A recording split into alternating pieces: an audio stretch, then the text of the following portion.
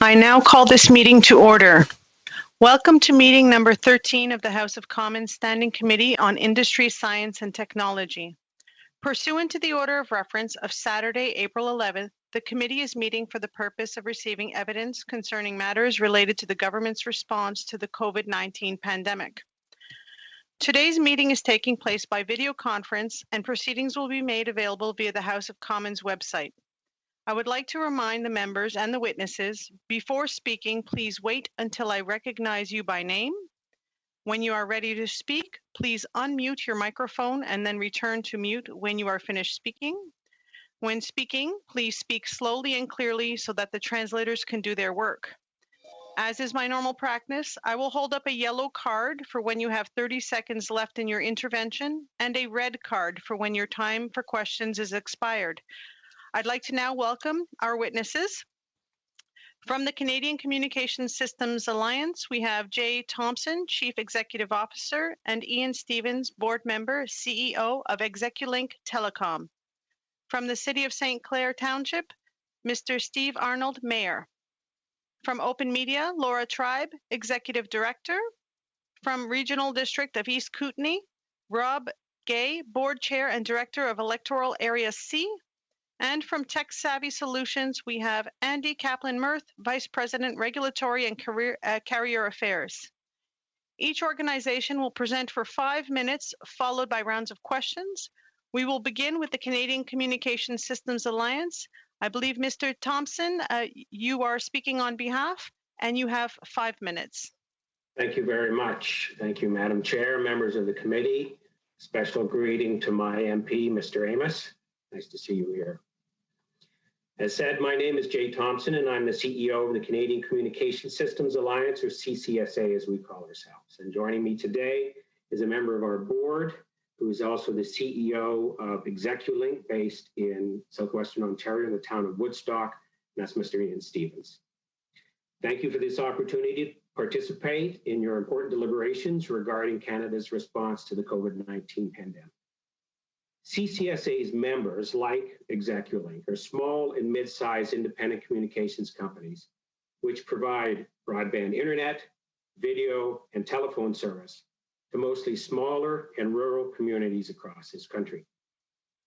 Their services have become essential to Canadians during this pandemic, a fact that all governments have recognized and confirmed. I want to assure you that our members take this essential designation seriously. They are committed to keeping Canadians connected during these challenging times and to meeting the increased demand for installations, higher speeds, and more monthly data. In that respect, our members' proactive initiatives include the voluntary suspension of internet data caps and overage billing, continued service calls with heightened safety precautions, and the waiver of late payment fees. In addition, as video providers, our members are currently working in cooperation with many broadcasters to provide free previews of a number of TV channels, including children-oriented stations, in order to make available additional activities for those who must still stay at home. As you know, Madam Chair, last week the House of Commons held its first ever and historic virtual parliamentary session. The session used video conferencing, just like thousands of Canadians have been doing over the past few weeks, to connect with family and friends, to access online education, emergency services, and to continue working, just like we're doing now. Unfortunately, as we know, last week's virtual parliamentary session was not without issues. Several participants had trouble hearing the member who was speaking at the time, and others had difficulty accessing the simultaneous interpretation. The ability of a member to fully participate in the session was largely dependent on where they live. And that's because the quality of their internet connection is dependent on where they live. While the majority of Canadians live in urban centers with good broadband connections, millions of others outside those centers continue to have issues connecting. The trouble MPs had participating in the recent virtual parliamentary session serves as a perfect illustration of Canada's shortcomings when it comes to universal access to high-quality broadband internet service.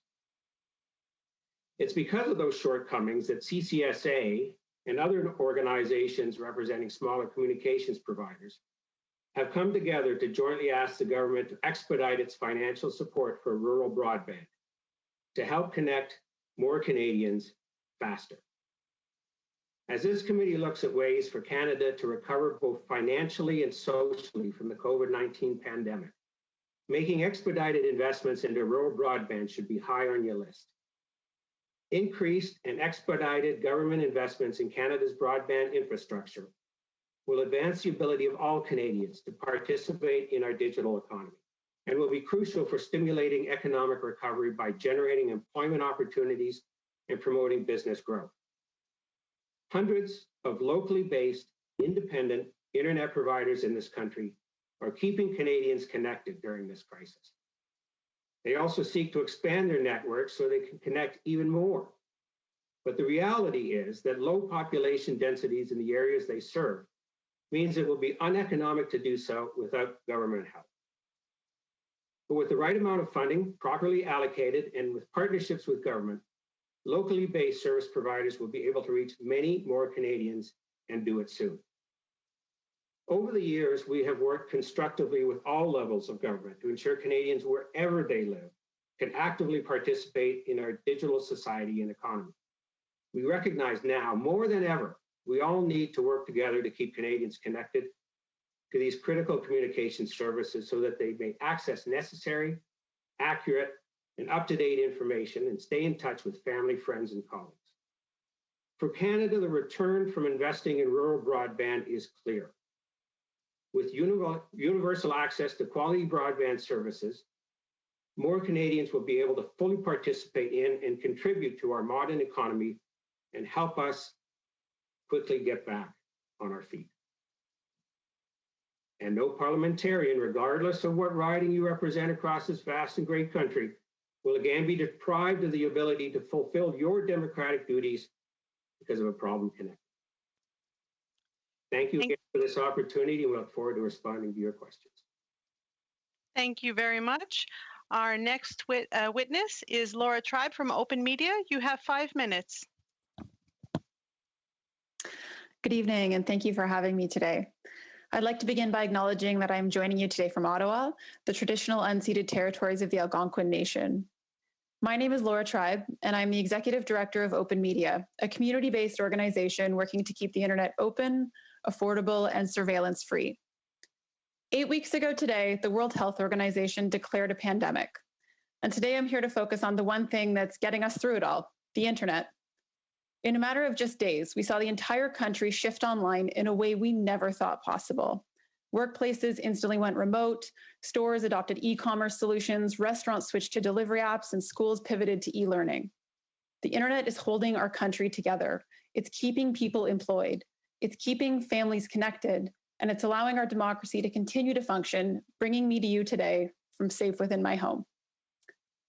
Imagine the stress you would feel if your internet connection went out right now. What if it was out for a week? What if it was out for a month? What if the government told you it would take another decade to fix? That is a reality for rural Canadians across this country. Unless you change course urgently, hundreds of thousands of Canadians could be left behind for the next decade. That's what I'm asking you to fix. Some quick statistics on Canada's home internet landscape. 1 in 10 Canadian households does not have a home internet connection.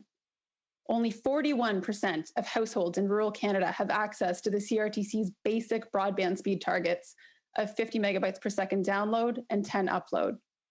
On First Nations reserves, that's even lower at 31%. That is not acceptable, and COVID-19 hasn't helped. Before the pandemic, those who didn't have home internet access could use public libraries or schools or Tim Hortons Wi-Fi to help bridge the gap. That's no longer an option. And even for those who do have internet, things aren't great. Over a third of Canadians are reporting slower speeds since COVID-19, according to a recent survey. This isn't good enough. There is some good news, however. We've heard from your parties across the political spectrum that we need to address the digital divide. Minister Monsef has promised to speed up rural broadband rollout. Ms. Rempel-Garner released a new plan to connect Canadians by 2021 instead of 2030. Mr. Massey has been calling for a national broadband strategy. Your parties represent the overwhelming majority of Canadians across this country, and they're saying that more needs to be done to get everyone online during COVID-19. The debate about whether or not to act is over. Clearly, more needs to be done. So now the question is, what are you going to do about it? We need immediate short-term solutions, and we need long-term systemic fixes. We have a long list of suggestions, but to start, here are the top 3 things that you as parliamentarians can do right now. 1, mandate a basic internet package to ensure every single person in Canada has access to affordable, high-speed internet. Over 3.5 million people applied for CERB in the past 2 months, and Canadians already pay some of the highest prices in the world for internet access. People should not have to choose between food, rent, or connectivity. 2, release new funding to support shovel-ready infrastructure development projects, connecting underserved rural areas with high-speed, 50 by 10 access during COVID-19. Where upgrade projects are ready, give them the money and get them off the ground, and ensure this money helps promote more choice for customers by prioritizing smaller, independent service providers and network operators. An economic crisis is a scary time for small companies, especially, to tackle large infrastructure investments, but you can provide the financial backing to help make them happen and promote greater competition in the process.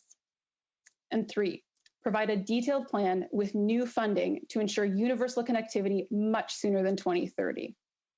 Open Media has been calling for a national broadband strategy since well before the CRTC declared the internet a basic service in 2016. If I were an MP from a rural riding, I would be genuinely afraid to tell my constituents they'll have to wait until 2030. You have the power to speed this up. Please do it. Fixing Canada's digital divide only takes 2 key ingredients: political will and money, and you can make both of those happen. There's no going back to normal when this pandemic is over. Our world has been changed forever. Remote work is the new normal. E-learning is here to stay. We wouldn't tell rural, remote, and Indigenous communities they deserve second-class doctors, teachers, or medicine. So why are we telling them to settle for second-class internet? When you leave this meeting today, I want you to imagine going back to a town hall in your community. What are you going to say to them? That you're doing every single thing you can to bring them the lifeline they need? Or they'll just have to wait and see? If there is one thing I want you to take away from today's meeting, it's this. The internet is an essential service, and it is your job to ensure every single person in Canada has access. The country needs internet heroes, and I hope you'll be one of them. Thank you. Thank you very much. Our next witness is Mr. Rob Gay from the District of East Kootenay. You have 5 minutes. Yes, thank you. Bonjour, welcome. It's my honor to present to you this evening. I certainly appreciate all the work you're doing, and I really have to build a little bit on what Mr. Thompson and Ms. Tribes have said, because I'm going to make exactly the same points, but more in a regional forum. So I'm from the East Kootenay of British Columbia. We're the extreme southeast corner of British Columbia, and I've been involved with local politics for about 15 years now. And I chair something called a Regional Broadband Committee, which is a kind of a regional approach. There's 3 or 4 regional districts. We represent about 160,000 people scattered out throughout the mountains. So a very expensive area to serve. Our present state and why we have a problem is what happens in our area, and I'm sure in much of Canada. The big telecoms come in, look at a business case, and their business case is predicated on where the density of population is, and they take that. And that's fine, that's how business works. But the people on the fringes, you could be 50 meters out of the fringe, you could be 10 minutes out of that fringe, you will not get service. And as was mentioned by others, this is an essential service for all of us. So that's really leaves us in a tough problem. And so who came along to help us solve the problem is the small internet service providers that were talked about by previous speakers. And these businesses are small, they're localized, and they're faced with a difficult problem. Is the cost of infrastructure in most of Canada, but especially when you have mountains, we have to build lots of towers and they're very expensive, and they generate low revenues. So this is not a formula for sustainability in business. Hence, all orders of government, be it our local government, municipal governments, or the federal government, need to provide these small carriers access to funds so they can provide this service to rural people. So much of rural Canada is not profitable, and we understand that, and that's our role. So I think from your point of view, how might you help? We in local government, we provide essential services. That's what we do. Things like water, sewer, and they fund them by a formula where the taxpayer, the person receiving the service, will pay for that. But for the infrastructure, it's usually a funding formula between the local government, the provincial, and the federal government. And once the service is established, it's not that difficult to pay for the ongoing operations. To our experience, and again, I must agree with the previous speakers, we lack in this country any sort of strategic plan to this. So we have programs, and this is the way this has been managed for many years. So we have programs, and the one first that I was involved with was something called Connecting Canadians. And I'll call it was a good program because it was focused on rural programs. And then we had a program that was called Connect to Innovate. We applied for it. We weren't successful. And what that program did, and I won't criticize it, but where people had a decent level of service, they went to a great level of service, and those who had no service, and you heard the statistics earlier, still had no service. So that program didn't go very well. It took almost 2 years for us to rewrite our applications about 4 times, and ultimately we were told no. So programs that are very goal-oriented support one part of the country, but again, it's not based on a strategy from our perspective.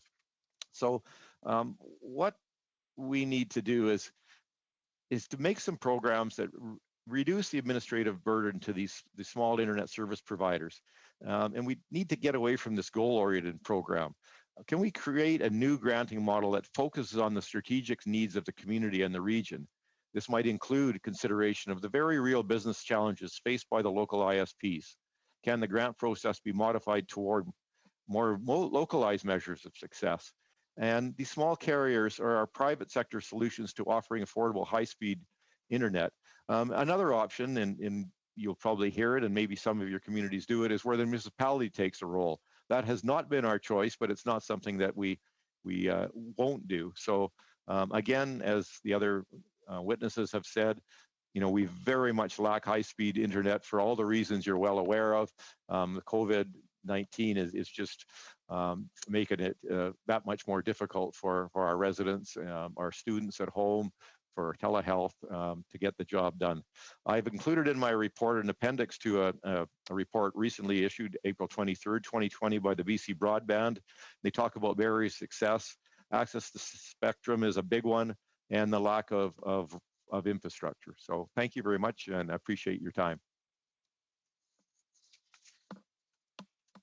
Thank you very much. Our next speaker is Mr. Kaplan Mirth from Tech Savvy Solutions. You have 5 minutes.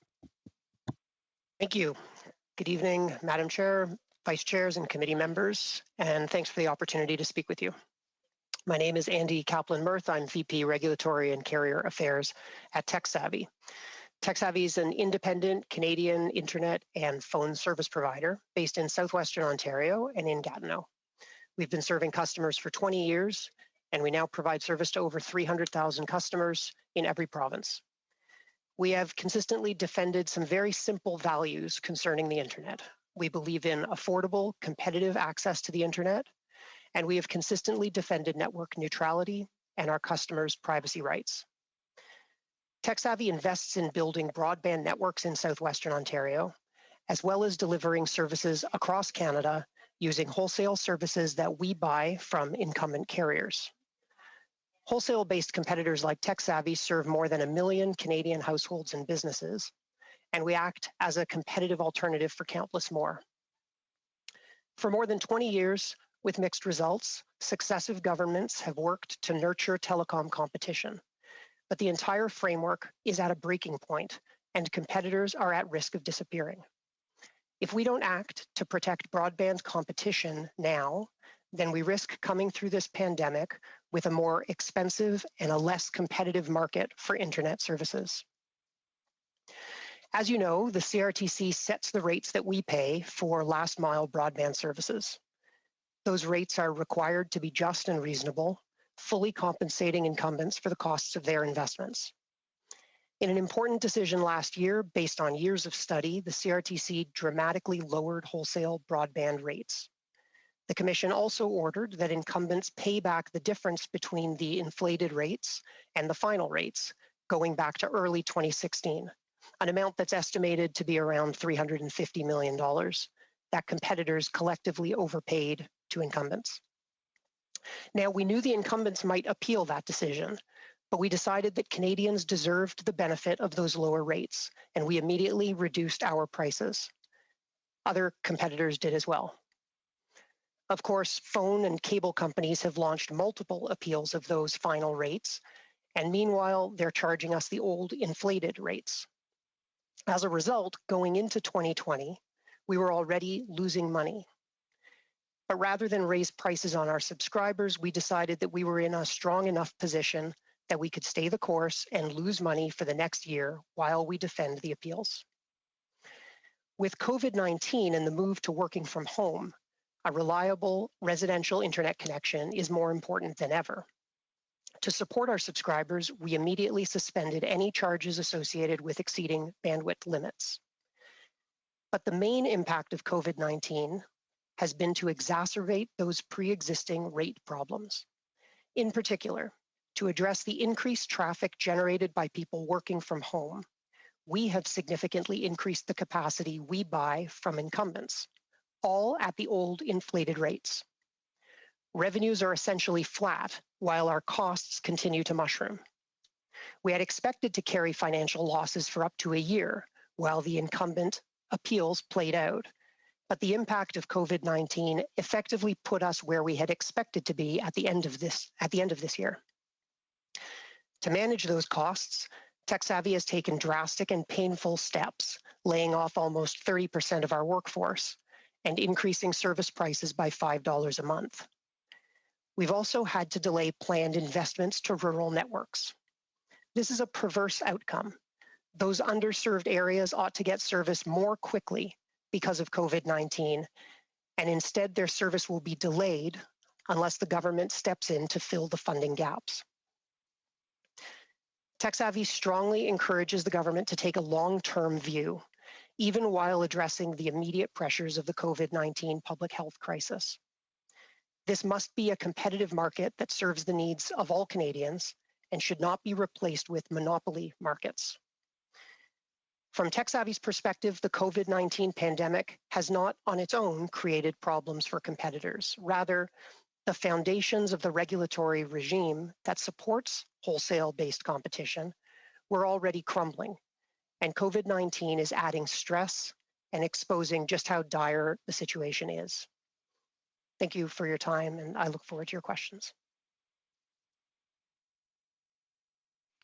Thank you very much. And our last witness is Mayor Steve Arnold. You have 5 minutes, and I'll ask that you speak very slowly and close to your mic for the interpreters. You'll need to unmute.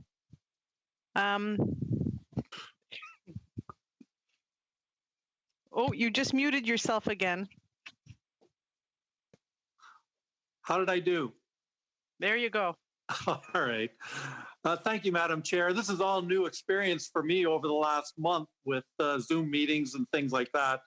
And I appreciate the opportunity to be able to discuss St. Clair Township internet coverage before, during, and after the COVID-19 pandemic.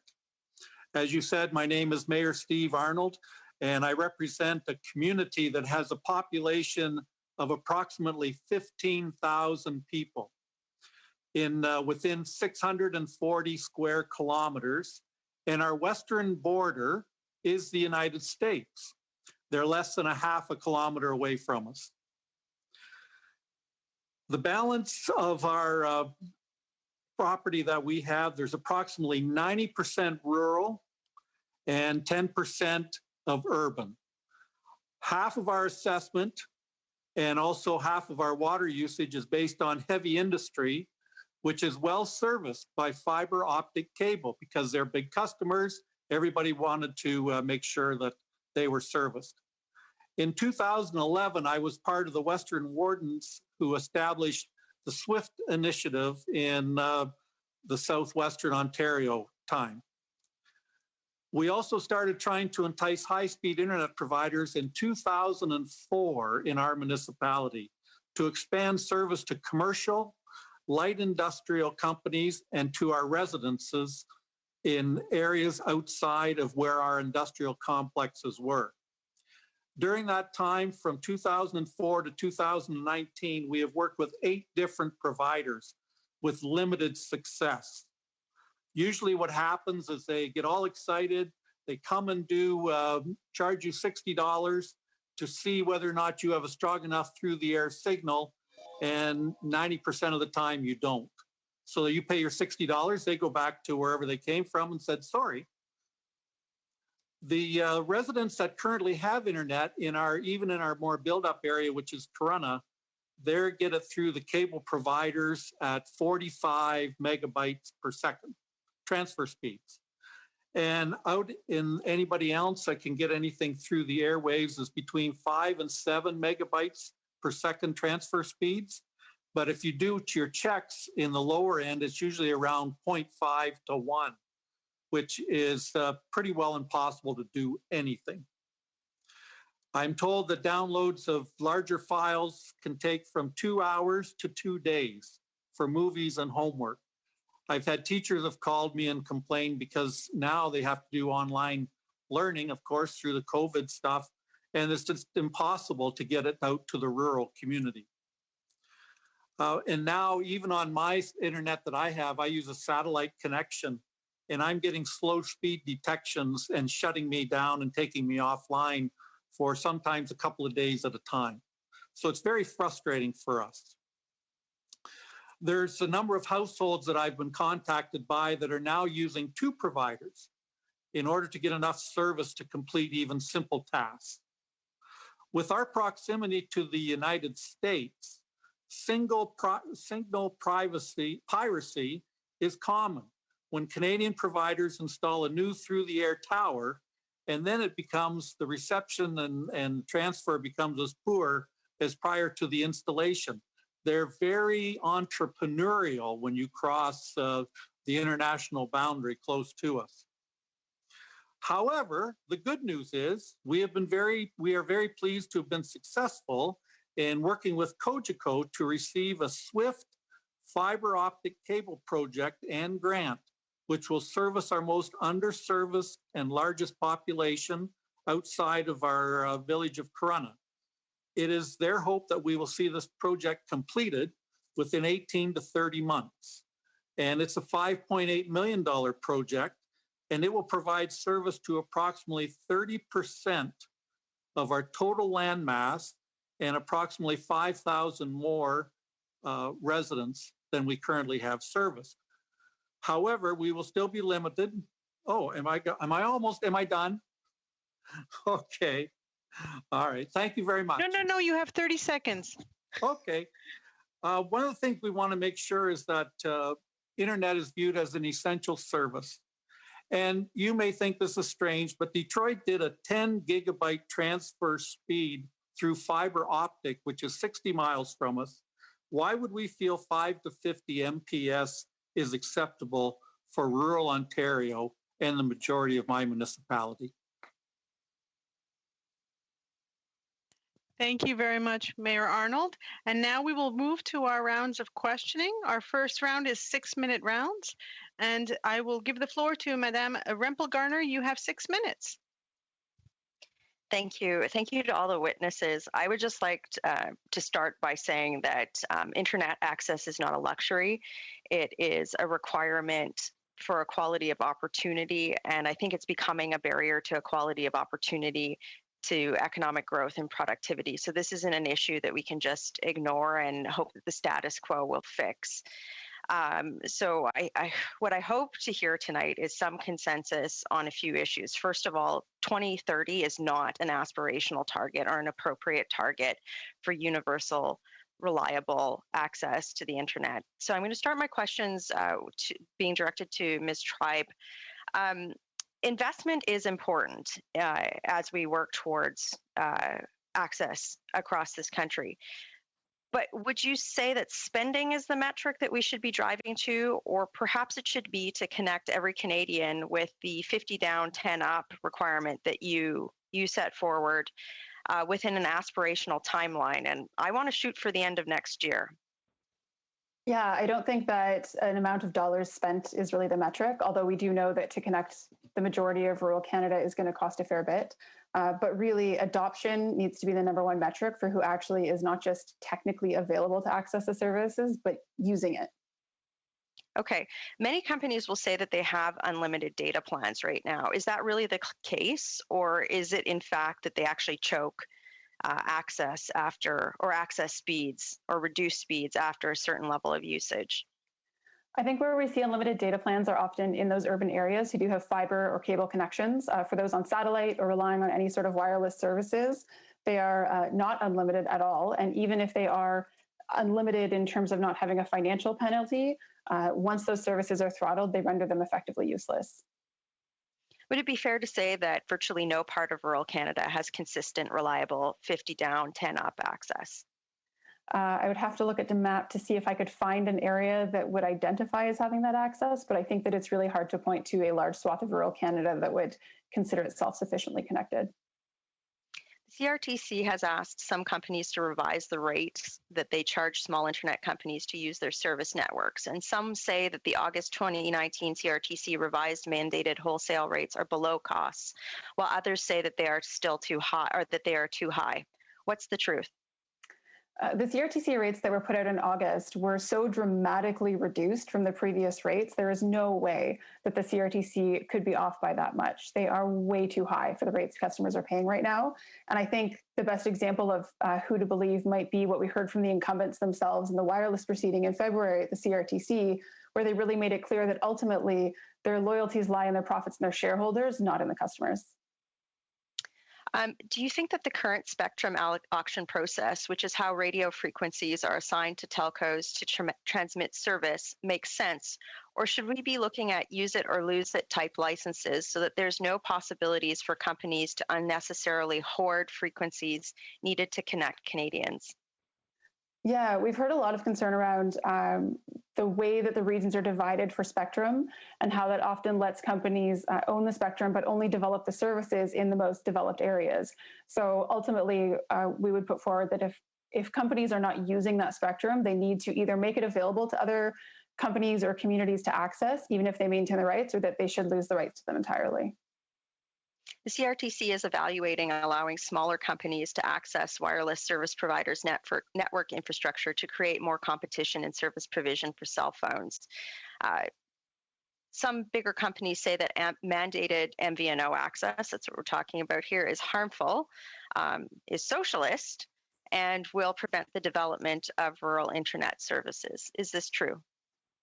No, it's not a political slant. It's actually an argument of efficiency. When we look at the approaches to date of trying to get any new companies come in and start a network from scratch and build across the country, it's dramatically less effective. It's a waste of finances and resources, and ultimately it fails to serve customers. So MVNOs, in being introduced, will meet different segments of the market. They will increase affordability for customers, and they will provide a wide variety of services that are not currently available more efficiently.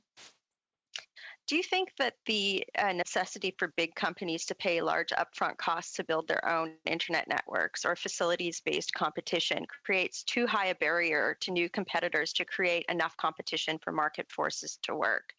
How can we correct this issue? Some have suggested that the builders of the infrastructure and the providers of internet service should be mandated to be separate corporate entities, as it is in the UK, to prevent potential market distortions and improve access. Could you comment on that?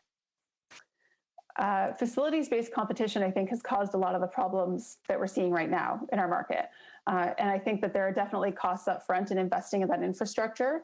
But the current model has really forced incumbents in particular and those vertically integrated companies to mix their business interests. And so looking at models like, I think, structural separation would be what you're referring to, in terms of allowing a company to be either a service provider or a wholesale provider is definitely one way to go about it. Yeah.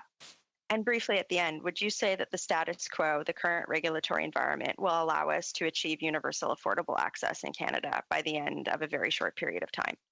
I don't think that's possible without significant government intervention and funding. Thank you. Thank you very much. Our next round of questions goes to MP Will Amos. You have 6 minutes.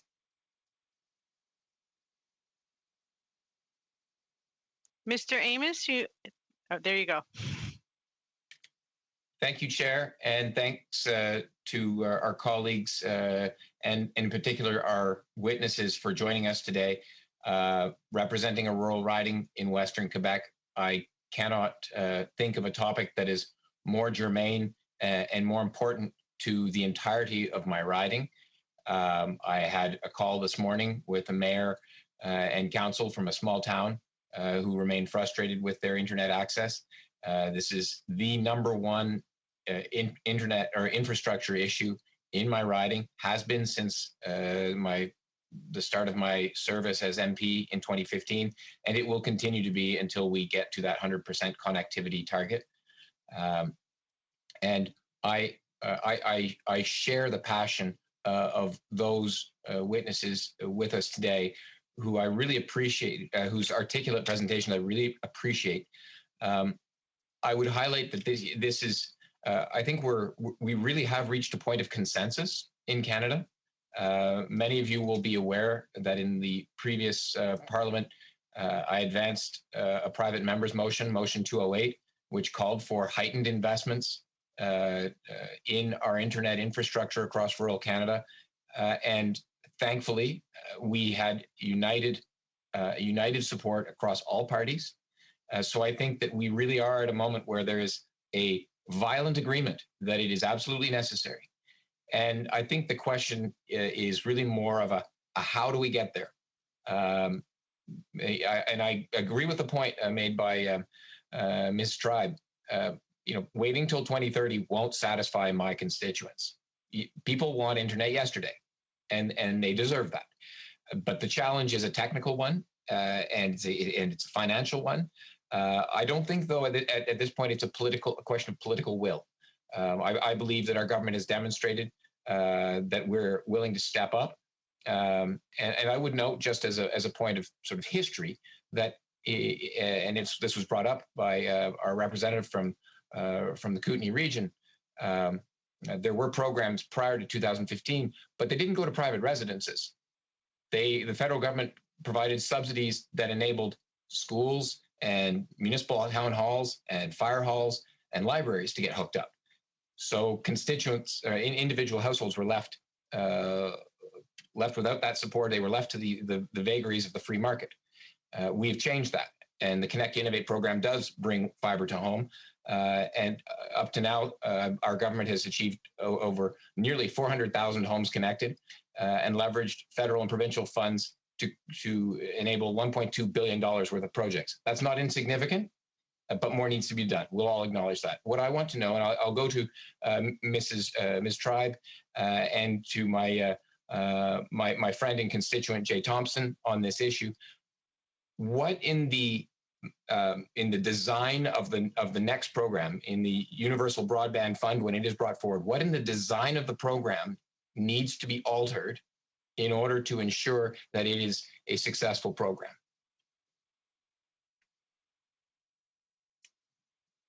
I'll go first, but I will try not to take so much time. So I'll make sure that Mr. Thompson also gets to speak. I think that it needs to include a focus on ensuring that the high speed is actually available in their home, not just technically available. So I think we really need to make sure it's getting into the homes. I think it needs to involve a consultation for what those individual communities look like, particularly for Indigenous communities. There's a lot of interest in them having decision-making powers over the types of services that are available to them. We think that the technology really needs to be future-proof. So this is not about hitting the 2016 targets. That's a minimum. We want to make sure that technology that's being deployed is really essentially fiber everywhere. And if we need stopgap solutions now, that there is a plan for that long-term connectivity. And we need to make sure those speeds are actually being met. So whether there are advertised speeds, which I think is a big problem we have now that people are not necessarily receiving. I think that's come up from multiple people just in the technology tests in advance of this.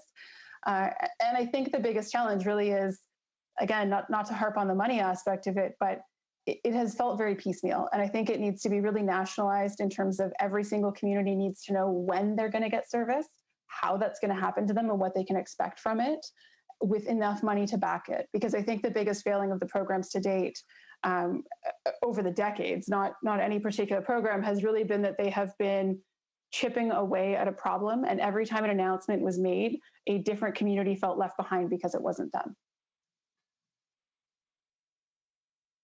So if I can then jump in, as others have already said, it's important to look to the smaller locally based providers who are actually in the communities and fully understand the needs of their local customers.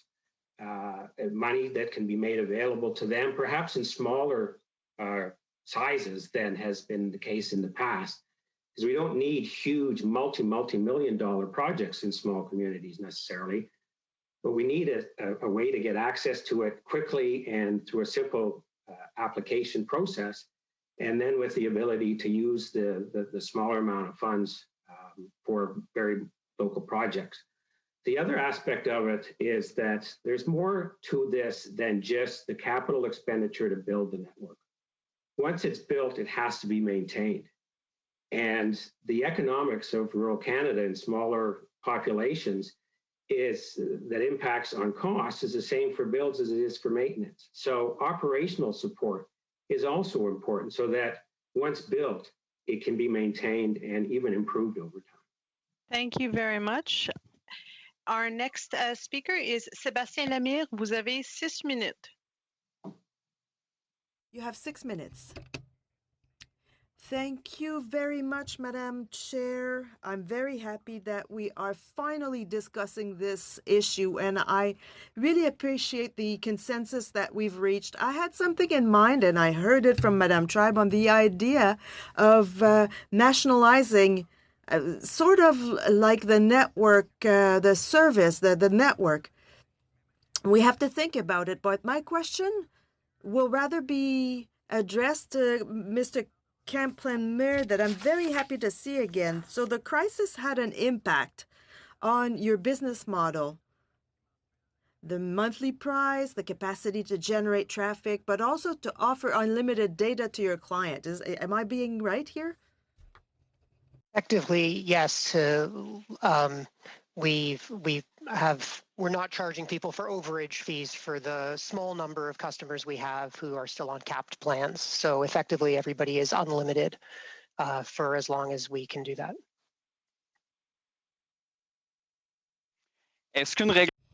Is there any type of regulation from the CRTC that could help you? And how soon would you like it to be applied, if so? Our main concern is really about the wholesale rates and that August 2019 decision. It really all goes back to that because that's fundamentally what makes this sustainable for us or not. The old rates are dramatically inflated, and we're stuck paying those for as long as the new rates are suspended and are under appeal. So what can the CRTC do about that? I mean, it is complicated because the rates are before the courts as well as before the governor and council with a petition and the CRTC. Those are the three appeals. The CRTC could issue a decision on the review and vary quickly. And I think that they could actually step in and take some action to set emergency rates for the purpose of helping competitors manage this period of the pandemic.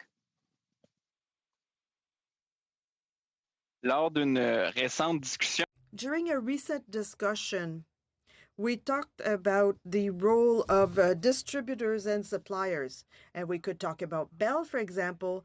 They're selling themselves a service. They're not offering the same price to every reseller and the same speed to everybody or the same quality to everybody that resells their service or the same access to the same technology.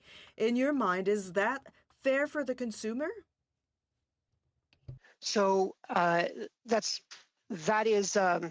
so to be clear about this, Bell, for example, or any of the incumbents really, build the broadband networks, and then they use those broadband networks to provide services to their own customers on a retail basis.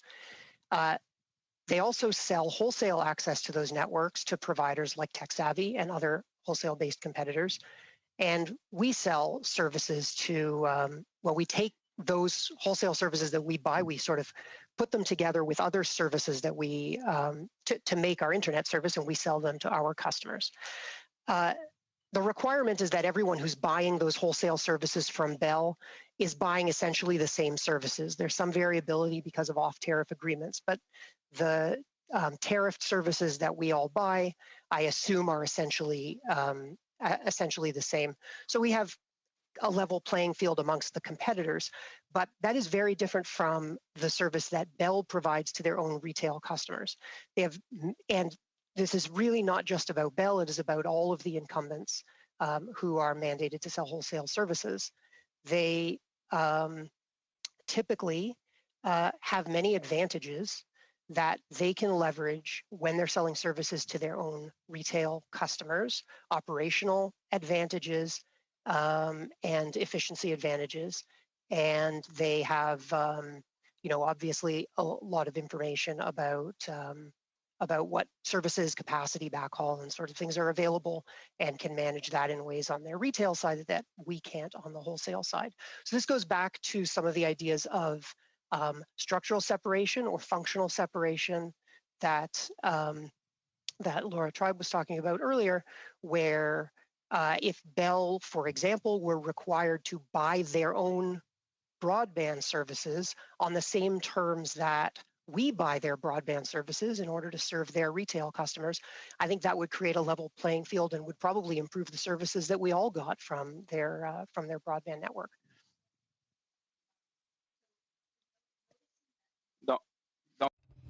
So consequently, for the consumer, the fact of being able to forbid that a builder be a reseller in the same company could offer a better advantage. This supplier, should they be a crown corporation or a third party offering a fixed price to all? And another suggestion, if each distributor could have a client ratio in urban and in rural locations, could this solution work? I'm not sure that I would want to limit what different businesses could do. I think the goal here is to try to connect more people and get more good services to those people. And I would say that starting from that focus, I'm not sure that I would want to say that businesses that provide the broadband services shouldn't be allowed to also provide the retail services, but certainly unfortunately, Mr. Kaplan-Myrth, that's all the time we have for that round. Our next speaker is MP Massey. You have 6 minutes. Thank you, Madam Chair. And I'll let Mr. Kaplan, you can finish your thoughts there. Go ahead and finish your thoughts. Thank you. It's really just to say, I think that depending on the different model that you use to build those networks, if you funded somebody to build the broadband network and provide even terms for everyone providing retail services on that network, including perhaps the company that built the network, that might be a way to use the funding mechanisms to ensure that level competitive playing field. Thank you. Well, one of the things that we haven't touched too much on just yet, whereas I think it's important, is this country actually had spectrum auctions of gaining $20 billion of revenue for essentially no real product that they had a cost to roll out. So the spectrum has taken in around 20 billion since the last numbers are going to be even more important for our future, and we haven't put that back into the system. In fact, what we've done is created a very low competition market. We have areas that are poorly serviced by design of what we have now. We've had experiments through Maxime Bernier in the past with regards to opening up for foreign competition, and then at the same time not even having mandates to protect that competition, or allowing it to do anything other than just kind of have a precursor introduction into our market. But still, what we don't have is a basic package commitment from a government yet, and 2030 is absurd. I mean, that's just not unacceptable. My first question is to Ms. Tribe with regards to the universality suggestion that you made there. I think that there is an example. It was handled poorly in the past when we actually forced a skinny package for cable and internet providers for news and basic services, is that there should be a political decision or drive to mandate a basic set of services at a lower price as the minimum threshold you should expect to get from a Canadian who needs now to use the internet more than ever before. So we've seen even before COVID, government services moving online. So we've actually reduced public offices where you can actually get service and help, and we've streamed people online services. So we've made it even more important to be connected, let alone it is important for your education, the economy, and so forth. So with your suggestion of a basic package, can you kind of highlight maybe a little bit what you would see as features for that?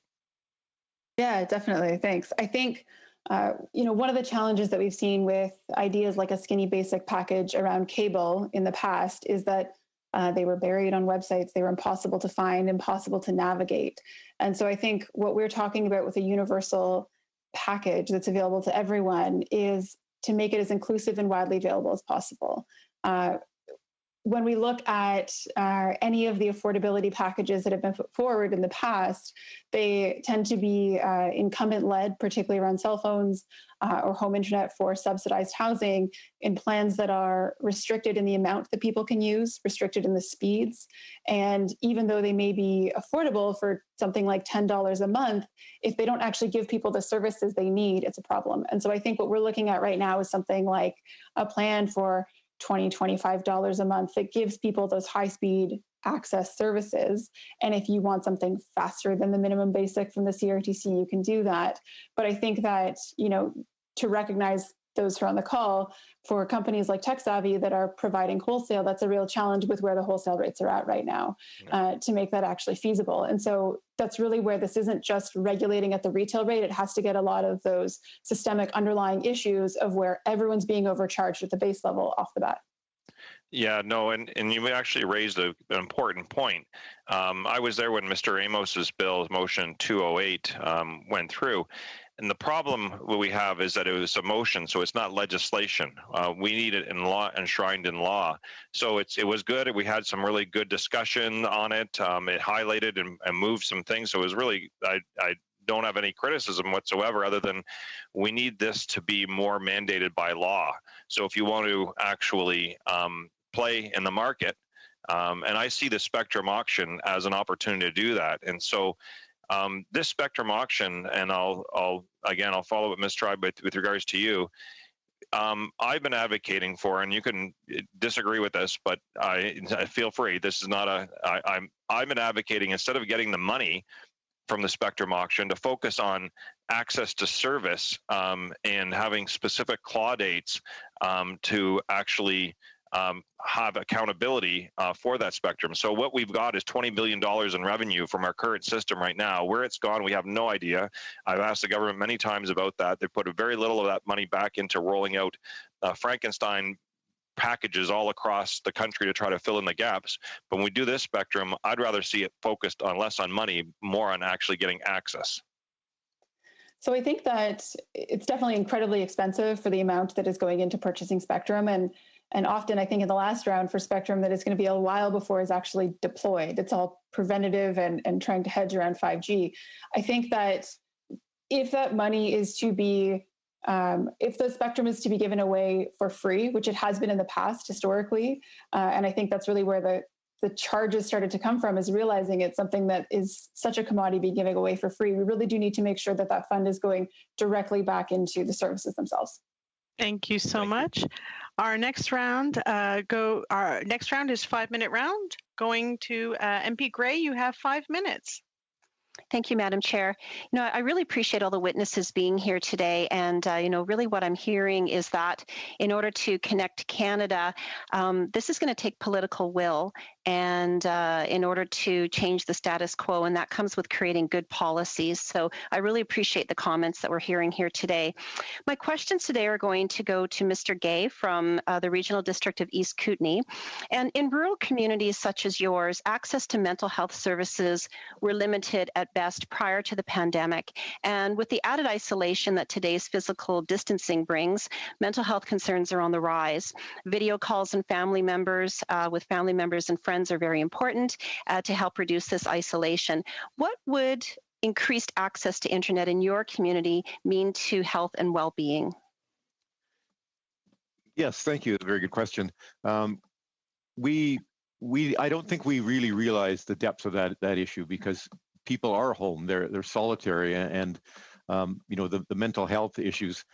It would allow them to at least communicate with somebody. We hear in our community, one of our bigger problems. We're an aging community, and many of our seniors, loneliness is one of the biggest issues they have. So, and these seniors, as was mentioned by another speaker, maybe can't afford this, but they did go to the local library that happens to be closed now to get access. So without access, and all our communities are rural, and I think people just are suffering more than they need to.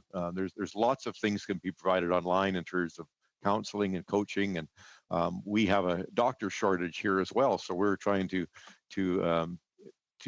bring more doctors to our community. So just a lot of things around the whole health, mental health, and in British Columbia, telehealth is quite a growing aspect. But again, without connectivity, high-speed internet, the telehealth isn't that much good. Thank you, Mr. Gay. Another question is, I'm not sure if you've had a chance to read the Conservative Party's consultation document on rural access to internet, which we just released yesterday. But we've made recommendations on how to alleviate short-term bandwidth shortages in rural communities. Have you had a chance to go through this document, and do you have any thoughts or recommendations? Was there anything that resonated with you in that document if you've seen it? Yes, I have seen the document, and I recognize that your committee as well is going to do a study on the various aspects, and I think you're going to end up in the same place. I think most of us know it, but certainly your document talks about a strategy at a national level and with some priorities, because as I mentioned in my presentation, these program-based things solve a particular program for somebody, but it's not a universal fix. So I think that strategy is good. The discussion talks about infrastructure and the need for more money in infrastructure, and as was mentioned, the money could be available, or the services through the auctions. This auction of spectrum, we're selling air. So it's the greatest way to earn money. Like in politics, we love something like that. So put the money back, or get these companies to provide the service. So that's really important.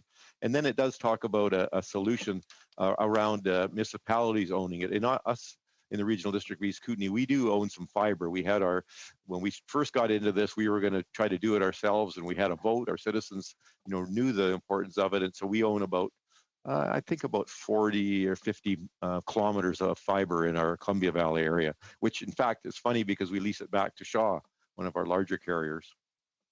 Well, that's really good information. Thank you for that. I've got a question. Mr. Gay, one of our other recommendations in the consultation document is for changes to the way that spectrum auctions function. And are spectrum auctions currently useful to your community in its current form, or do you have any thoughts on that at all? No, I would not be the best one to ask for that. I think somebody that maybe has a broader view on it. We follow the spectrum auctions, and we see the dollars that are spent. What we do hear, though, from the smaller internet service providers, that they're locked out of this, and the spectrum they need is just not made available to them. So these individuals, and Mr. Thompson talked about it, they're in a very difficult position because they've got high costs, difficult revenue, and really difficult access to infrastructure. So, I think we would all like to see more competition that helps with our rates, but we just can't seem to get these small companies up and running at full speed. Okay, thank you. Another question is, have you seen any cases of small ISPs being bought out by larger corporations in your region, or has that affected your area at all? Yeah, certainly there's, some of these, and some of them actually started, oh, sorry, but the answer is yes. Thank you. Unfortunately, that was all the time. The next round of questions goes to Nathaniel Erskine-Smith. You have 5 minutes. Thanks very much. I'd like to change tacks a little bit and focus on digital proximity tracing. And so, Laura, I understand Open Media, alongside the BC CLA and some other privacy and civil liberties focused organizations, released a statement of principles in relation to digital proximity tracing. And I also understand that today, privacy commissioners jointly released a similar statement about principles. And I understand, I agree with almost everything in those documents, but I do wonder a little bit about the importance of voluntariness. And I say that despite the Prime Minister indicating that voluntariness was critically important too, to build trust in these applications. My challenge, and I wonder how you respond to this challenge, is on the question of efficacy. And when we see that adoption rates are so low, we've seen 20% adoption rates in other countries, for example, that have a voluntary system, that adoption rate is not going to be effective. We've seen research out of Oxford that suggests a 60% national adoption rate is sort of a standard that one would look to say that will be effective. And so do you see a way to overcome that challenge and to ensure there are adoption rates in a voluntary system?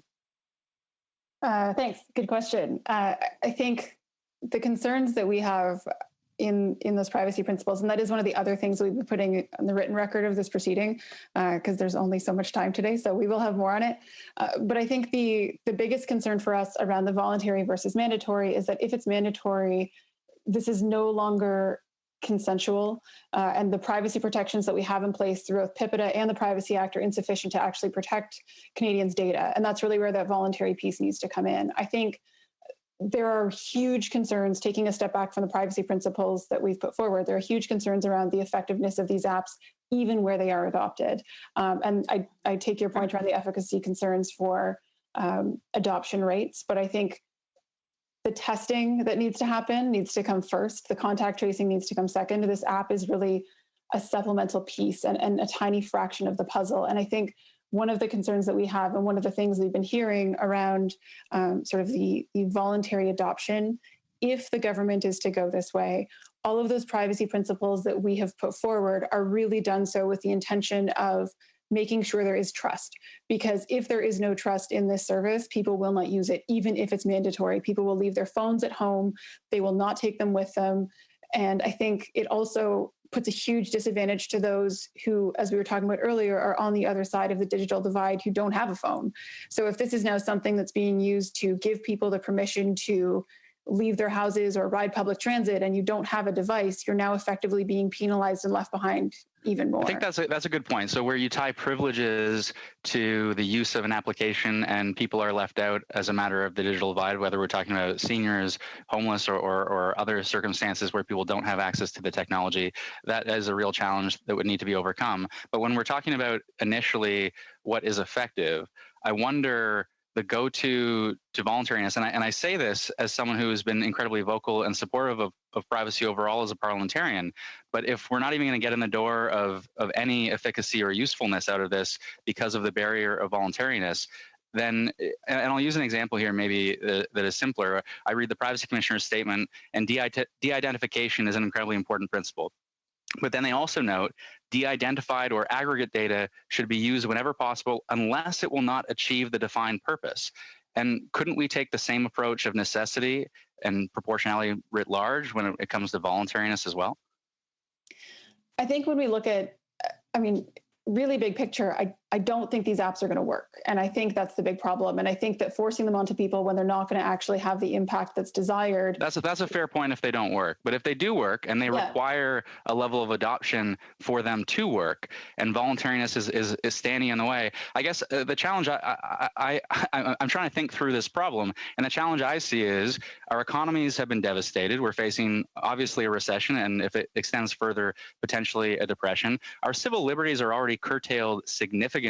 We're not making this decision in a vacuum. And so if, and it's a big if, but if the use of these applications that are an opt-out system rather than an opt-in system can move us faster to a life that means we can have some sense of normalcy, our economy returns, and our lives may potentially be saved, I don't know whether that's the hill to go to battle on in the end. I wonder what you say to that. I think that from a principled perspective, I think that the way that the government treats its citizens in crisis is actually the biggest test of our democracy. And that's really why it's still a hill to battle for now and above all else. Sorry, my time's up. Thank you. No, thanks, Laura. I appreciate it. And the next round of questions goes to MP Dreeshen. You have 5 minutes.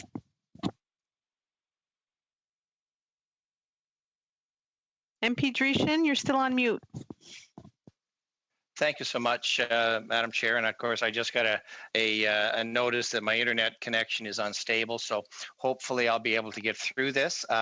First of all, thank everyone for appearing this virtual committee hearing today. And those of us from rural areas have spent many hours trying to sort out these issues of our own connectivity. Of course, it's an ongoing battle, and made worse now that COVID-19 is forcing so many Canadians to try to adapt to a new paradigm of work, study, and social connections from a computer monitor. From my own perspective, I'm hopeful that the two geese that were trying to nest on my cell tower this morning have moved on to other parts, and we can go from there. But as the former vice chair of industry, I was honored to help initiate the study on rural and remote broadband in the last Parliament.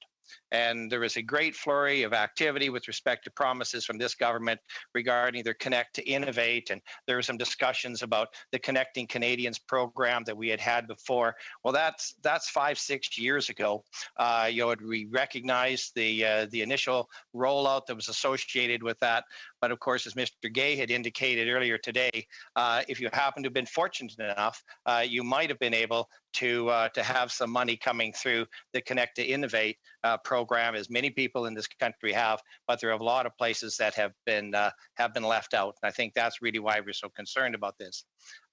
We had also, and I believe there was some commentary about the process and the consultation process that the Conservatives were doing on rural internet access. And one of the proposed recommendations that we had to do with the detailed strategy plan to address the geographical and economic disparities that exist as we embark on this goal to improve rural broadband access. One of the items, preparing for the further crises that might be part of that, could be considering temporary deployment of cells on wheels to get out to some of these areas that have a lot of real serious problems. And when it comes to the disproportionate impact of rural broadband access in Canadian society, I'd like to get your thoughts on this and other measures that we could take to mitigate this inequality. And perhaps if I could have our folks from Tech Savvy speak to this, please.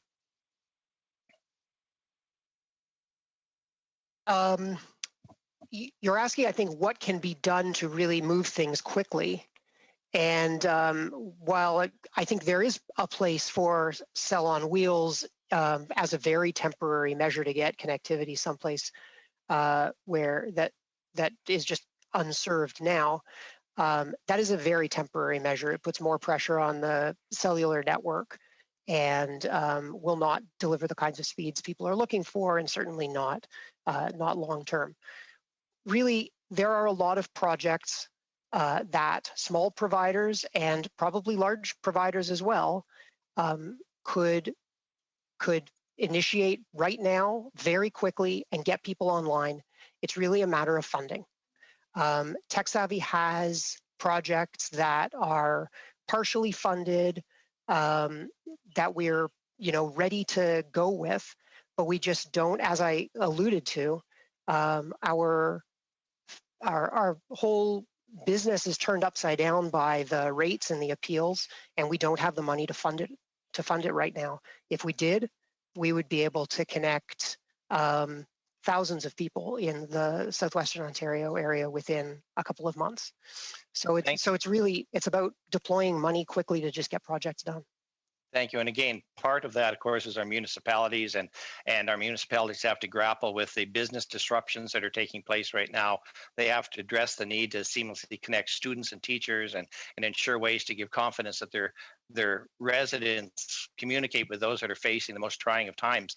From our folks from BC, what have you been hearing from your municipal leaders with respect to the capacity build out required to serve these rural communities?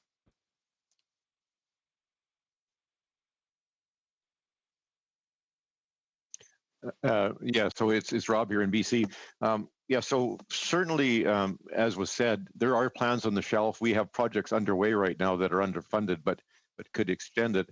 And we have some real obstacles. We have, and as I think across Canada, we have telephone poles, we have electricity poles. Access to that infrastructure, these poles, even in our province, are owned by our own province, BC Hydro. and we cannot get on those poles. And it would be quite easy to deploy fiber. So access to infrastructure is an issue too. Thank you so much. Thank you. And our next round of questions goes to MP Jacek. You have 5 minutes. Well, thank you very much, Madam Chair, and thank you to all our witnesses. I think we can certainly agree that the urgency in terms of ensuring connectivity across Canada has been heightened through the pandemic situation, as so many of you have pointed out. My riding of Markham-Stouffville does include a very rural area, and some of the comments made by Mr. Gay and Mayor Arnold really resonated with me, because through the years, there has been a concerted effort by municipalities, by the region of York, to try and improve connectivity through the rural areas. And of course, there have been the situation, Mayor Arnold, you particularly referenced that people come in, they do an assessment, and somehow it's just not worth their while. There's no business case to, in fact, improve the connectivity in particular areas. And in particular, it seems, and I've heard this from rural colleagues, rural MP colleagues, that in fact, some of the incumbents, the Bells, the Rogers, TELUS, have made it quite clear that they don't see a business case for them to connect rural Canada. So, Mayor Arnold, could you just talk to that experience a little bit? Yes, you're absolutely right. And for some of the larger corporations, they just don't want to bother.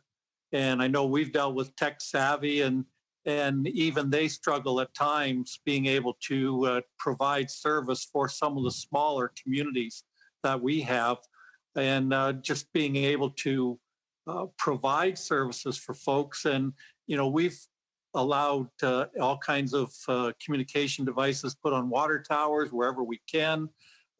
We actually went through an exercise where we were volunteering to pay money towards having it put in. And even at $8,500 per residence, it still wasn't enough to cover the cost.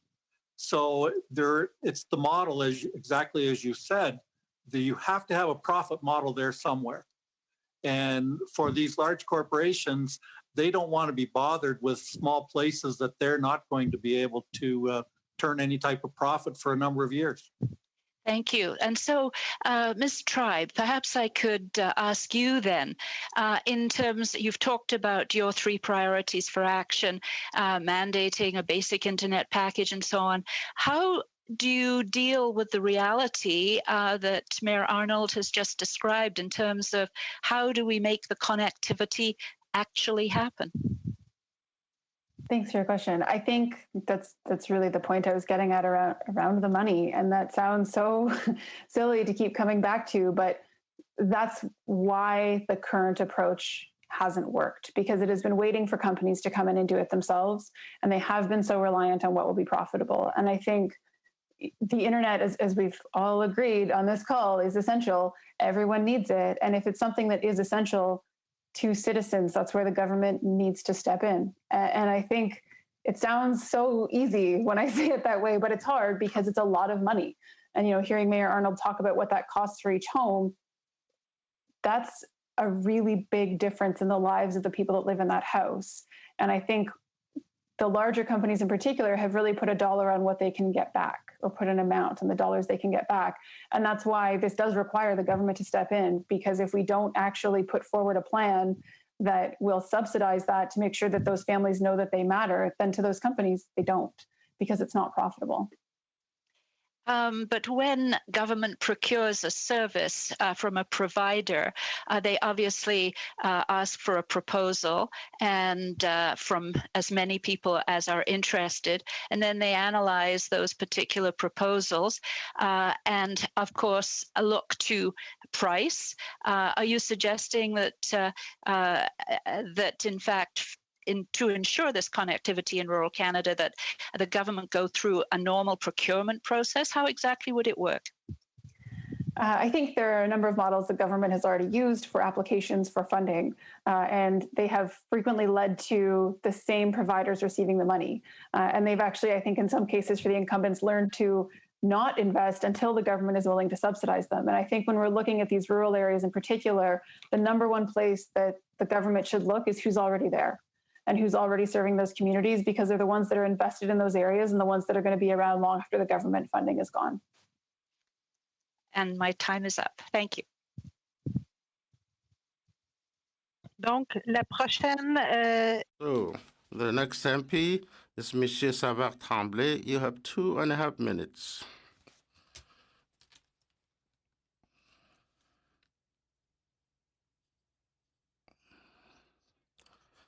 Are you on?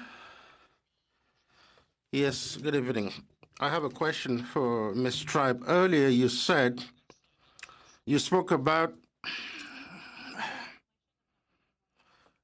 that. My French is so poor, I would not be able to. fault. It's not your fault, anyway. Can you hear? Just give me a little sign. Can you hear the translation? There's no ability to switch languages on my Zoom.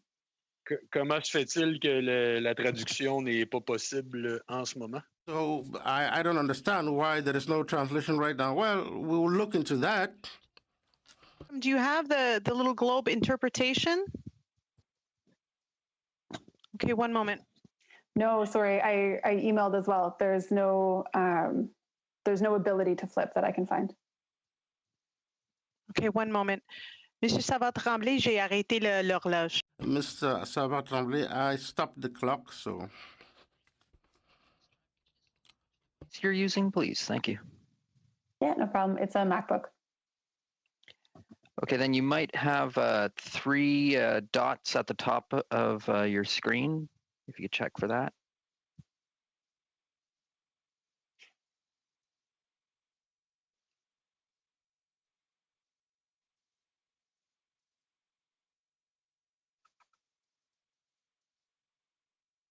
So there are no options at all on your screen. No, I apologize. I've been looking for it for the whole meeting. I can't find any option for it.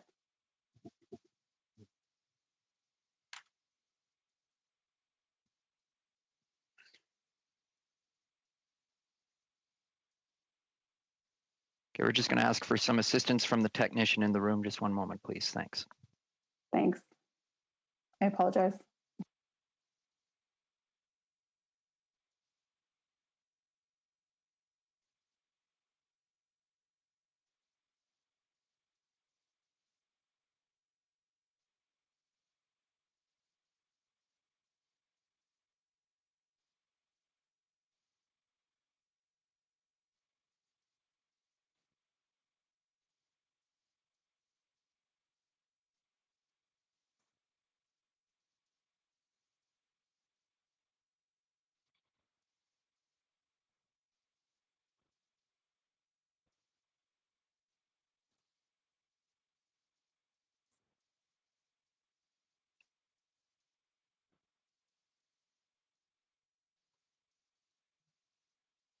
Madame la Présidente, je veux juste m'assurer pendant ce temps-là. Madam Chair, I just want to make sure, I think it's important that everything be filled in as we decided in the Vice President's Committee. For an issue of language interpretation, we are here at 5 o'clock, and Brian and myself, we've not been able to complete our third turns. We just want to make sure that the witness can participate, that they can take part in the meeting. That's essential.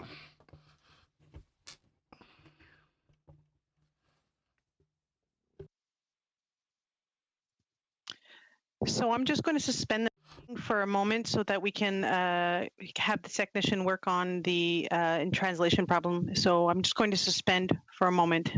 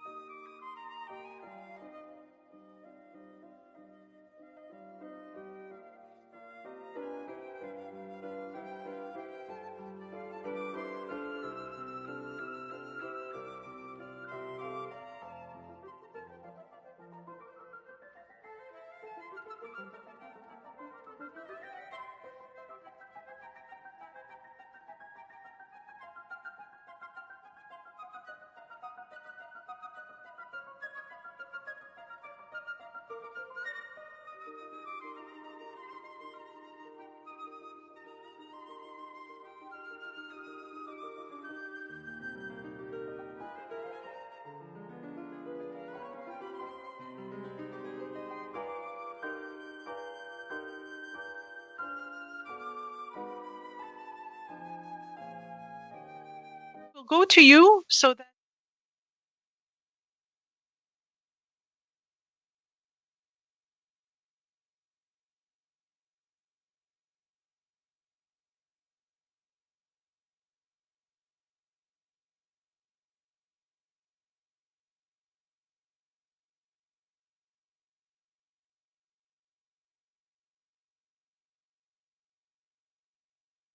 maybe perhaps you can talk about how important it is to have our own domestic support systems for internet, because we get bounced, and also we pick up Detroit signals and roaming charges and so forth. So maybe you can a little bit highlight to that people that aren't familiar with what can happen to Canadians living on the border and the charges that we can get through roaming. Well, thank you very much for the question, and you're absolutely right. We get nonstop charges for roaming in the United States, and we can be as far away as 10 to 12 kilometers from the border, and we're still picking up those charges. And so then you end up having to get your bill redone, and you always end up paying more. And the internet is worse, because what happens, and we had a Rogers Tower, a new tower put up just outside of the village of Sombre, which is right along the St. Clair River. And what happened, the first 2 weeks, the internet was wonderful in the village. People couldn't get over it. Well, then all of a sudden, the Americans in Marine City found out it was there, and they sucked all the bandwidth out of the tower, and it was far worse than it was before. So what Rogers did in their infinite wisdom, they turned the satellite signal around, and it did absolutely nothing. So you're absolutely right, and it's a real challenge, and that's why for us, fiber is the only option. Yeah, I think that's important too, because, and maybe I only have a little bit of time left, but maybe you can highlight what's necessary for your municipal emergency services too, for people. Like, it's not just inconvenience of getting a charge with regards to a cost, but also times of emergency and so forth, and why fiber really is what's necessary for places such as yours. Absolutely, because with the fiber, you get that connectivity. But anything through the air, it'll get bounced around in Michigan and maybe come back, but maybe not. And then we have people that get caught with disasters on their hands and not be able to communicate with anyone. Thank you very much, Our Mr. cell Mayor. service is another thing that's a major issue. It just disappears in certain areas. Great. Thank you, Madam Chair. Thank you very much, MP Massey, for your flexibility. Madame Tribe is back. Donc, Monsieur Savard-Tremblay, si vous voulez votre... If you want, your 2.5-minute turn is yours now. She's back. I cannot see Madame Tribe on my Zoom screen. Just a second. Are we sure that she can hear the interpretation this time? Thank you. Parfait, merci. Thank you. So my question is the following. You spoke about nationalizing the network in your presentation. I was wondering how concretely it could happen. Did you think about what costs could be associated? How would it work? How would it look like? Or could you tell you more on this idea, please? Thank you, and thank you for your patience. When we're talking about no problem, the plans putting forward, for us, the plan needs to be national and the funding needs to be national. In terms of who the government is funding, I don't necessarily believe, and we don't necessarily believe, the government needs to own those networks. So it could be a matter of the government building them on an open access model and then allowing other providers to provide the service over them. I think what is more likely and probably faster than the government deciding to get into the internet service business is to instead ramp up the services we've already had, which are investing in those who have the expertise in those areas to make sure that they are building on the services they've already started. Does that help? So you're not talking about the government using it. It's rather a national plan. It's not a national takeover of internet services. I want us to be clear with our terminology. From what I understand, that's what you mean. Yes, that is what I mean. And I think that there are worlds in which more dramatic intervention could look like that. But I think that the plan we are putting forward is for the government to fund those smaller providers as opposed to taking over the networks to operate them themselves. Yes, perfect. So I can see what you mean. It would involve a subsidy plan, a support plan, somebody showing me a flag. Is it because I have no more time? You have 30 seconds. Okay, 30 seconds. So we're talking of a subsidy plan, of granting funds to small and medium-sized businesses that would relay the services in this system. Yes.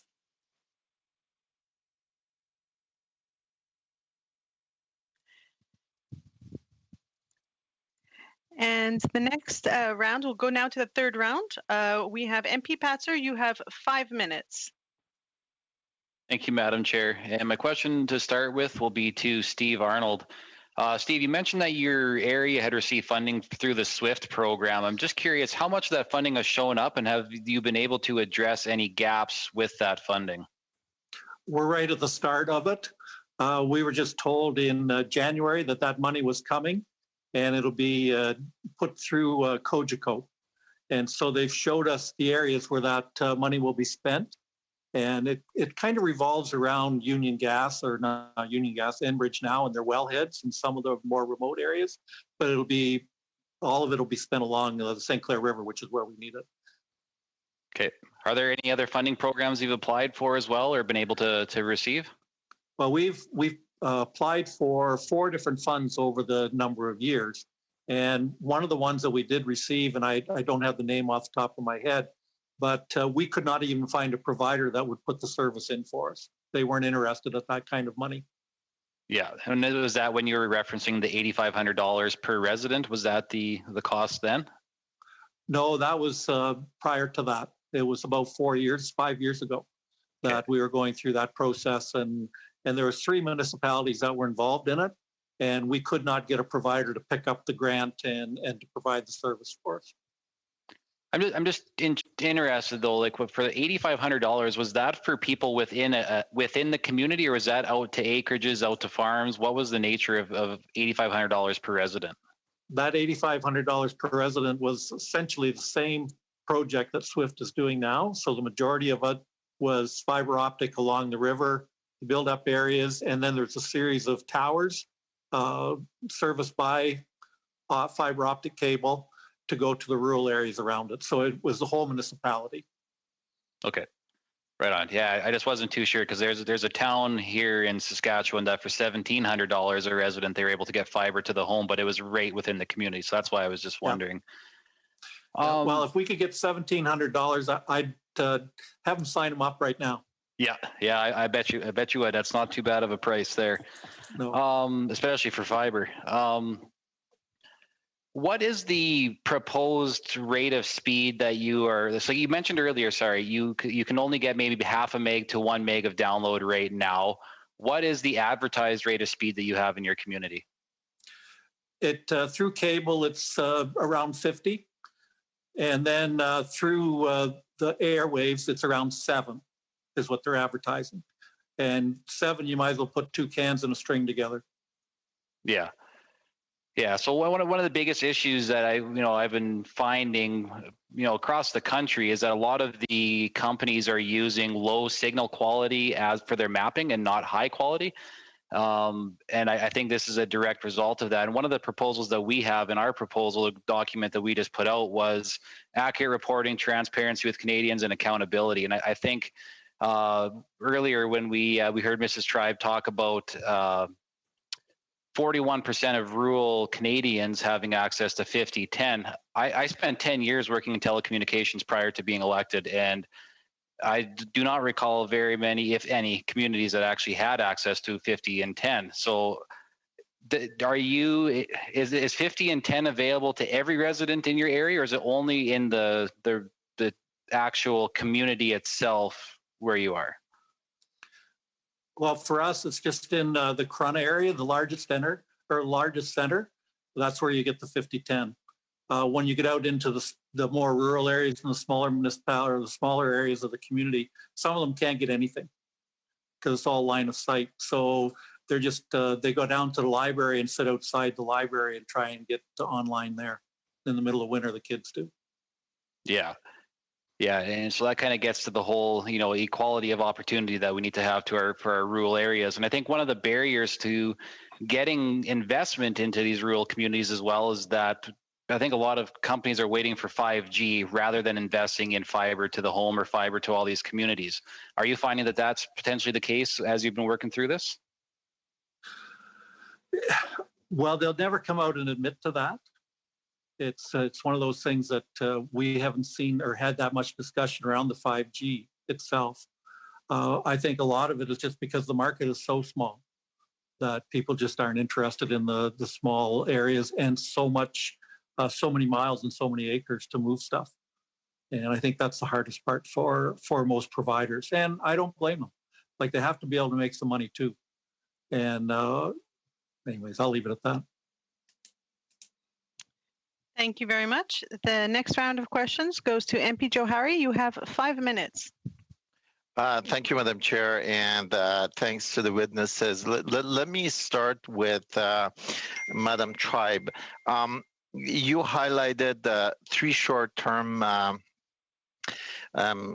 let's say, steps that would help us deal with the emergency that we are dealing with, or the situation that we are dealing with. On the third item that you talked about detailing a plan that would expedite getting us way ahead of 2030. And you talked about in follow-up questions, you talked about coming up with a national strategy, but you constantly refer to the government, and I would assume you're talking about the government of Canada, the federal government, as the key driver of this, through subsidies, through funding for infrastructure. Where does other partners in your point of view, where there are other players in your point of view, play in this puzzle? Because we still have provinces, we still have regional, we have still municipalities, we have IS providers, the larger one, the smaller one, we have some of the infrastructures that's already in place, and also the residents. How do you think these players, these stakeholders play into this national strategy and the national rollout that you're talking about? Thank you. I think, yes, I am referring to the national government in terms of who I think needs to put forward a national plan. There is definitely a role for the provinces, for municipalities, for the territories and local communities to play in determining what that looks like for them.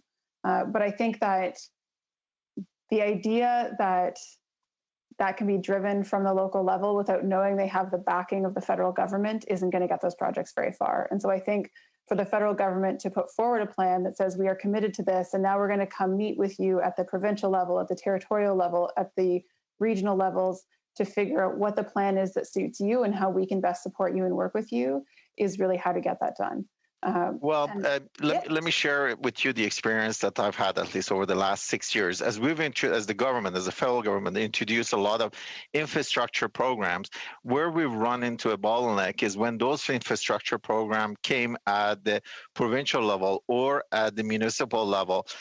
There were a lot of let's say, positioning needed to take place to make sure that it get prioritized. So despite the fact that the government of Canada, at least in case of my riding, identify infrastructure investment as a top priority, when it came to the province and when it came to the region, there was that friction, or there was misalignment, I would call it, and a timing that it didn't allow us to be able to roll out that infrastructure in a timely manner. So my question to you is, yes, we can drive it, but we need partners at the table to develop this and agree on it, rather than we say, these are the pieces, and then province, this is your piece to go.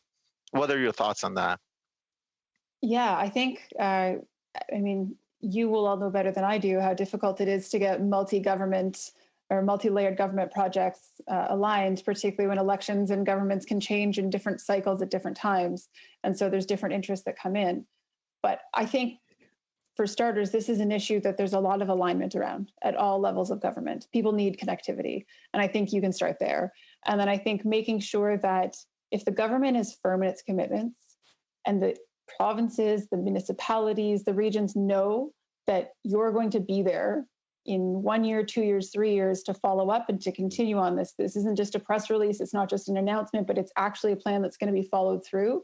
I think you're going to be amazed to see that they're willing to sit at the table knowing that suddenly you're going to help them get their communities online. And I think when those conversations are taking place, there's absolutely an expectation that those communities are participating in the conversations, that they're helping to drive what services they're looking for, what the setup is that they're looking for. That's in cities, in towns, as well as First Nations communities. And I think that consultation process is something that the government is well positioned, the federal government is well positioned to facilitate in those smaller circles. I think I got about 10 seconds, so I yield that to the chair. Thank you. Thank you very much. Our next round of questions goes to MP Rempel. You have 5 minutes. Thank you, Madam Chair. I'm just pulling up a reference here.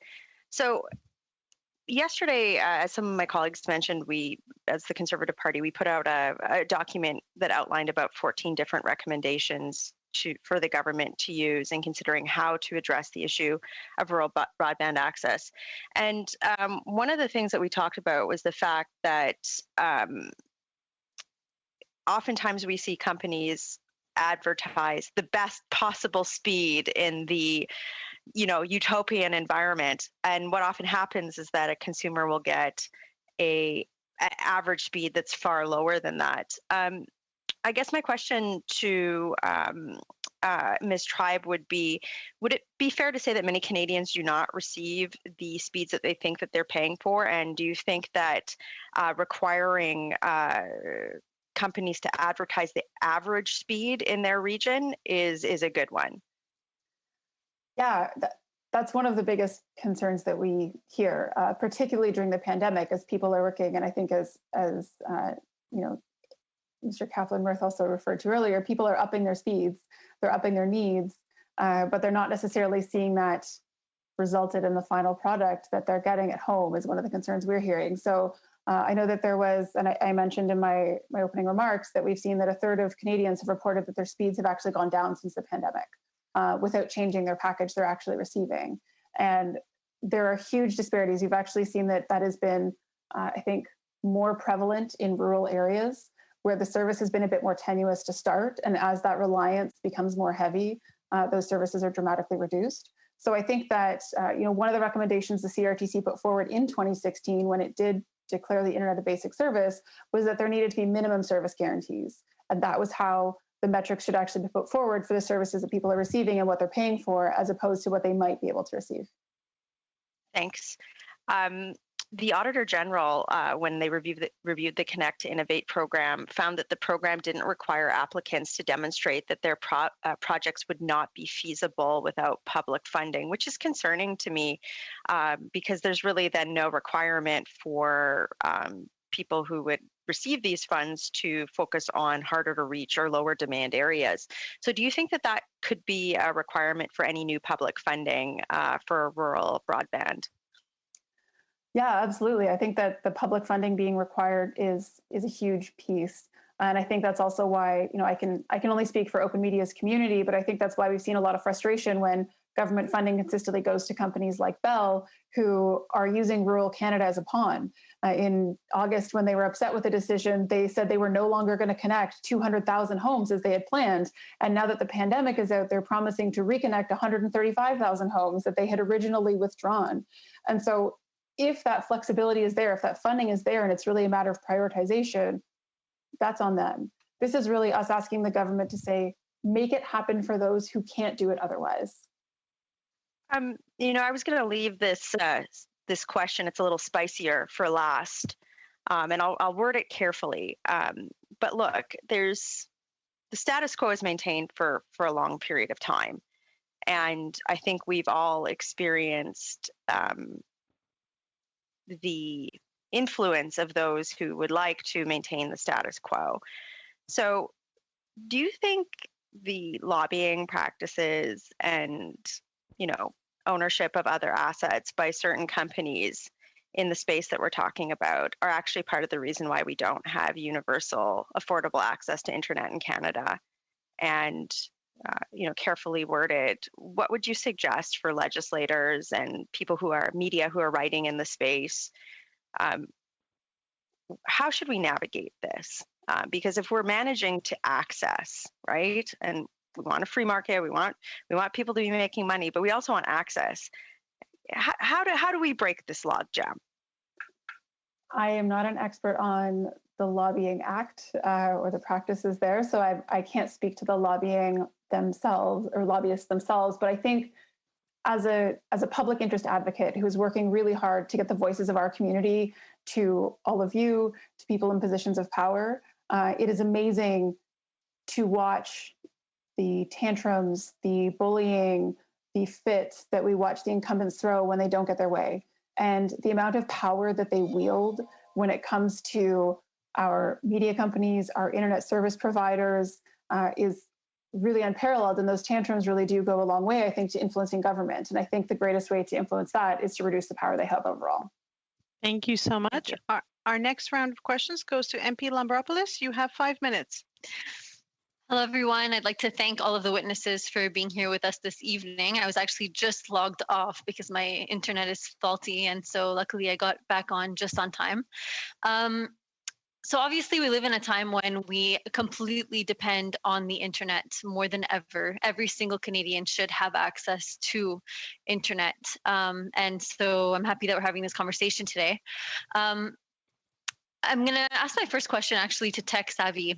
You were mentioning that you were having some difficulties pre-coronavirus and that you needed the government's help with regards to keeping the company going. I was wondering if you had an increase in demand after the virus hit and once people were forced to work from home, and whether or not, well, actually, we'll start with that question. Yeah, we were actually already seeing dramatic increases in how much capacity we needed to carry our customers' traffic late in 2019, before the pandemic. So it was already getting expensive, and that's partly a factor of a lot of new streaming services came online all at the same time. We also lowered prices, people increased their speeds. You know, it was a number of factors, and we were working really hard to add capacity to our network really as fast as we could. With the pandemic, yes, we definitely saw an increase in the amount of traffic on our networks, and not just during the day, but overall and at peak times, which is really the limiting factor for us, because the way we provision our networks is by buying the amount of capacity we need at peak time. So we saw huge increases in the amount of capacity that we needed. We immediately placed a lot of orders to add capacity to our networks. That's a process that takes time for us. It's a service that we buy from the incumbents. It was helped somewhat when YouTube and Netflix, I believe it was, reduced the quality of their streams. That saved a lot of bandwidth, and we got some relief from that. But yes, we saw very large increases in the amount of traffic generated on the networks.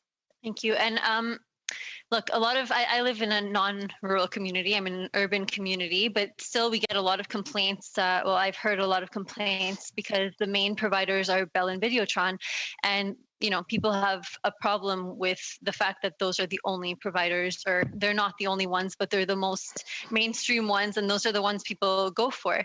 So what's your take on that, and what do you think, what role do you think our government should play in changing the way that things are currently in that sense?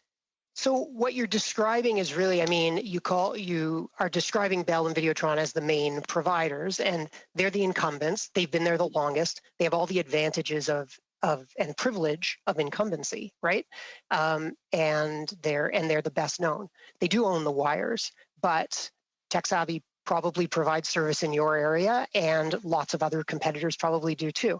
You actually have lots of choices for providers. it's on the same wires. And what you don't want to do in an urban area is encourage more providers to build more fiber to your home. There's already technology that goes to your home that can carry the traffic that you need. You might need to add capacity. I keep seeing your signal levels drop there, but you know, there's already wires going to your home. So you don't need to incentivize more companies to build more wires.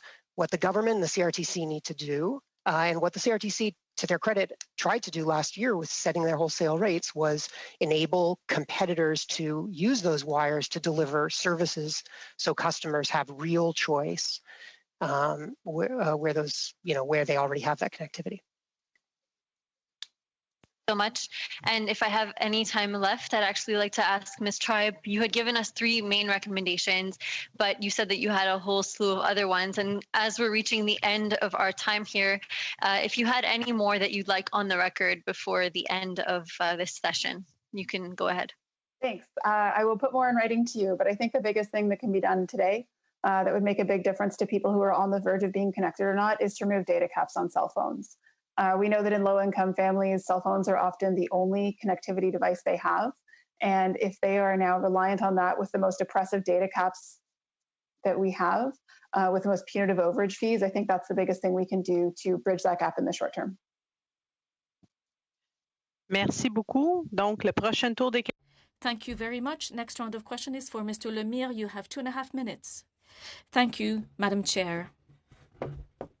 So in my opinion, we have a duty of fairness to consumers. So there should be a basic price, a unique basic price for the whole country in rural and urban zones. So there should be a fixed price for the use of data, also for distributors. The goal would be that it wouldn't be more expensive for a client in a city or in rural settings. It would be an advantage for smaller suppliers as well. So here's my question to the Alliance, the Canadian Communications Alliance. You said that there should be more financial support for high-speed internet in rural settings. Do you think that if each distributor should keep the same ratio of clients in rural and urban settings? Well, as an organization, we're entirely supportive of the notion of universal access and affordable access. And if we can offer services at the same price in rural Canada as Canadians pay in urban Canada, that would be a fantastic accomplishment for the whole country. But to the issue that has been at the foundation of the discussion today, that takes money. And it costs a lot more to operate a service in rural Canada than it does in urban Canada.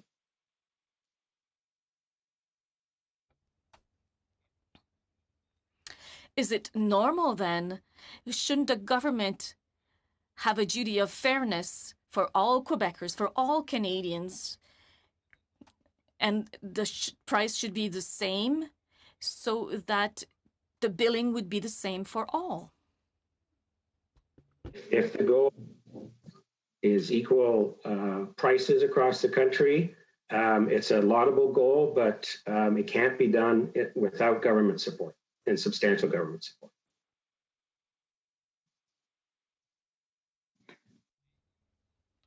Yes, but there's a fairness principle at work here.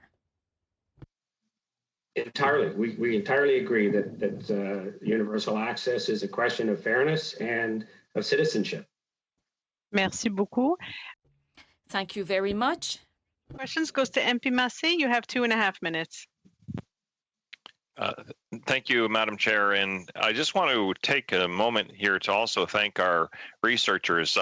They did an amazing job here of pulling together some good data with regards to the coverage that each province has, and as well with regards to the private companies that are involved. So I think that needs to be noted because we get some really good service here.